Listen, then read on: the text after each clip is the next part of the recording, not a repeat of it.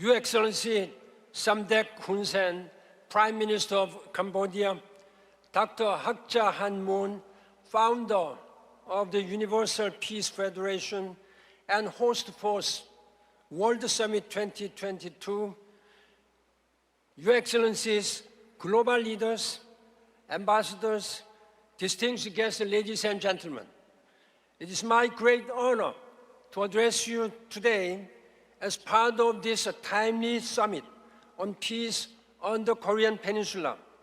I remember with great pleasure that 2 years ago this month, I attended the World Summit 2020. Little did we know that the world-changing COVID-19 pandemic would still be with us 2 years later. Due to the ongoing pandemic, the suffering, dislocation, and disruption has been immense. Indeed, there is no nation, no society, and no institution that has not been impacted, and no one is safe from this invisible attack. Both the global economy and our daily lives have been completely upended in unprecedented ways. However, while the pandemic has quickly reshaped our world in destructive ways, there are other developments on the global stage that are equally troubling. Since COVID-19 has been mainly caused by our negative behavior vis-à-vis the global environment, it is imperative that we strive to build our planet back better as well as greener in our collective efforts to fight against the pandemic. Among the pressing global environment issues, climate change is considered the most urgent for humanity to act upon, since it is a dark and threatening cloud which is both unsettling for our planet and growing in scope. As such, strong and decisive action is needed at the global, national, social, and individual levels.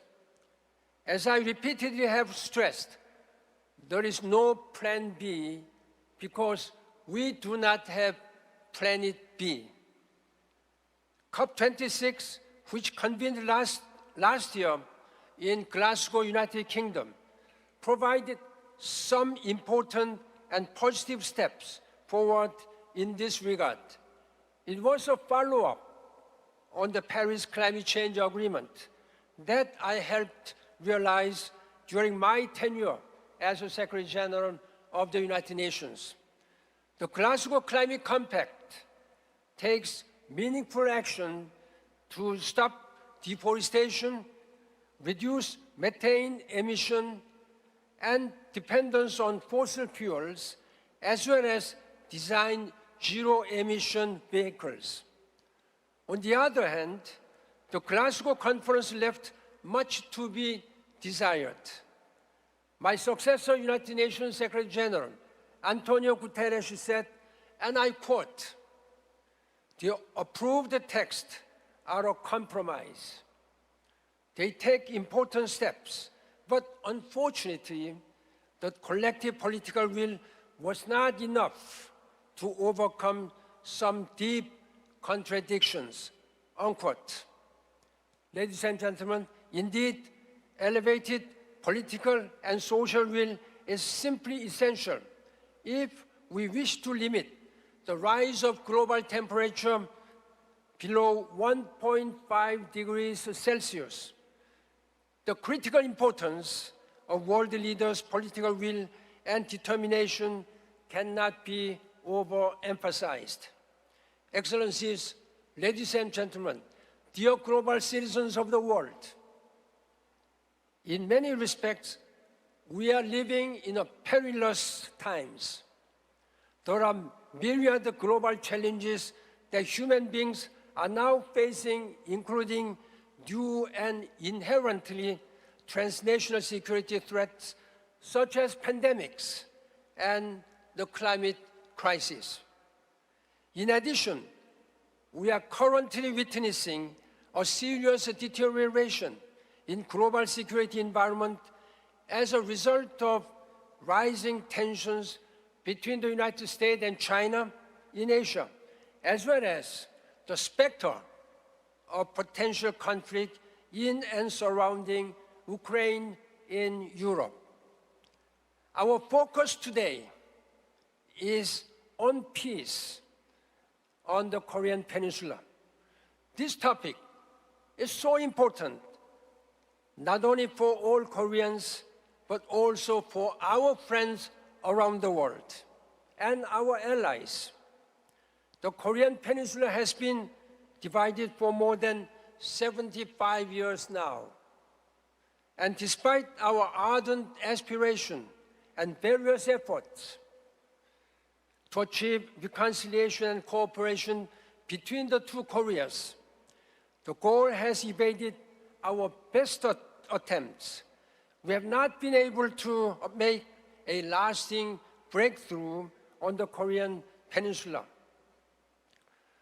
The recent security situation on the Korean Peninsula keeps us seriously concerned about how to ensure that our future is free from the WMD, weapons of mass destruction, threat, and potential war.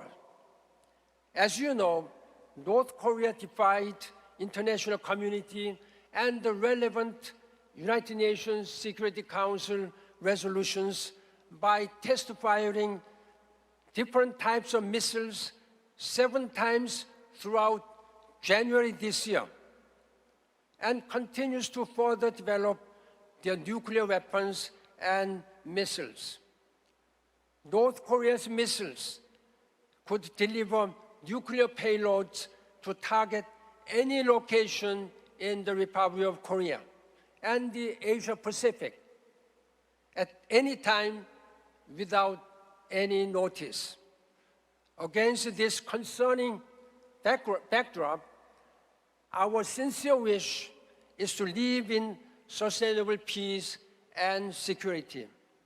The United Nations Security Council has played a pivotal role on this issue through the adoption of more than 10 sanctions resolutions since 2006 against North Korea, which has concluded 6 nuclear tests and launched multiple missiles.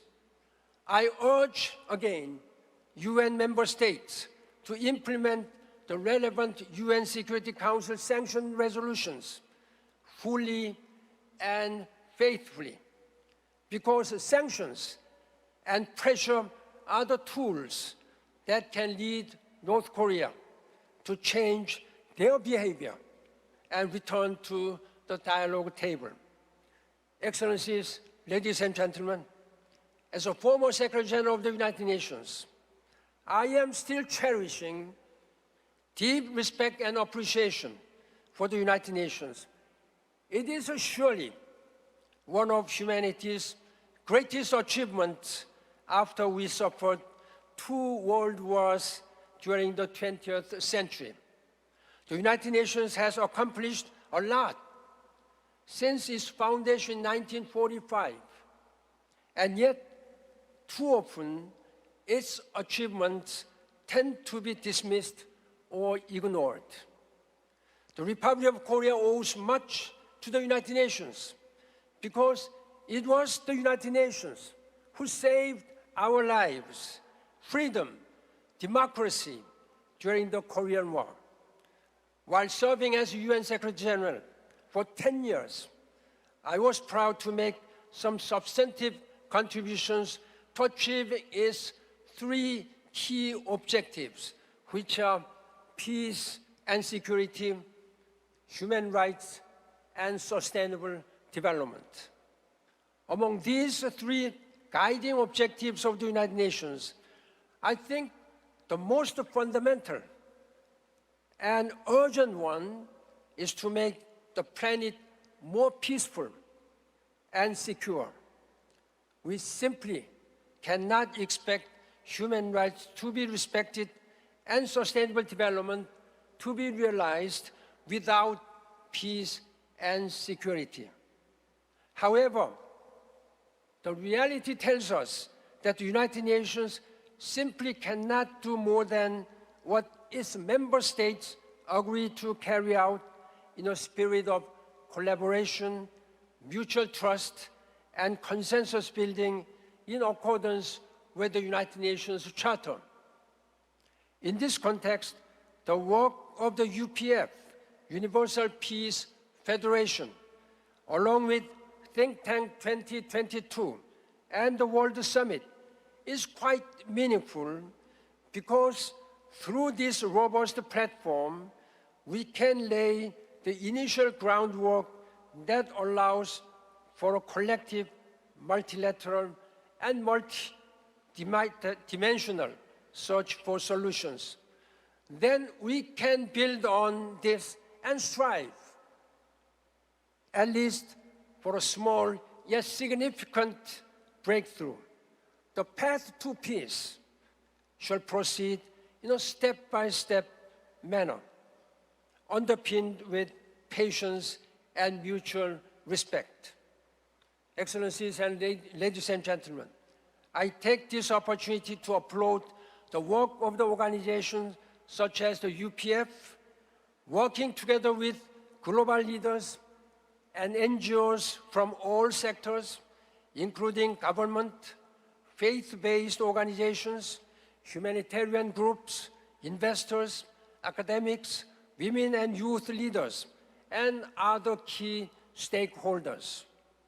In this era of multiple and multidimensional challenges, the world needs a broad-based, multi-stakeholder partnership approach that is committed to constructive dialogue and with a strong will to take cooperative, courageous steps toward sustainable peace.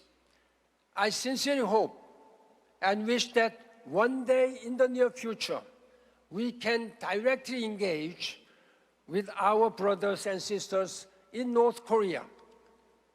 I long for that day, so do so many Korean citizens, especially those living in the South, who have their family members and their roots in the North. If we work together with wisdom, sincerity, and resolve, I do believe we can illuminate the path to peace both on the Korean Peninsula and beyond. With this in mind, I strongly encourage you all to promote peace, not only between the two Koreas, but also among all the countries concerned in Asia and around the world. In this regard, I hope that His Excellency Prime Minister Hun Sen of Cambodia, the current chair of the ASEAN, will support such efforts. My deep appreciation also goes to Dr. Hak Ja Han Moon, who has been sparing no efforts to establish a durable peace and realize unification on the Korean Peninsula. Ladies and gentlemen, before concluding, I extend my sincere thanks to you all for your participation at World Summit 2022. Let us redouble our collective efforts to construct a brighter world that rests on the foundation and sustainable peace. Let us work together to make this world more sustainable, more peaceful. That is our moral and political responsibility leaving this generation. Thank you very much for your attention, and 감사합니다.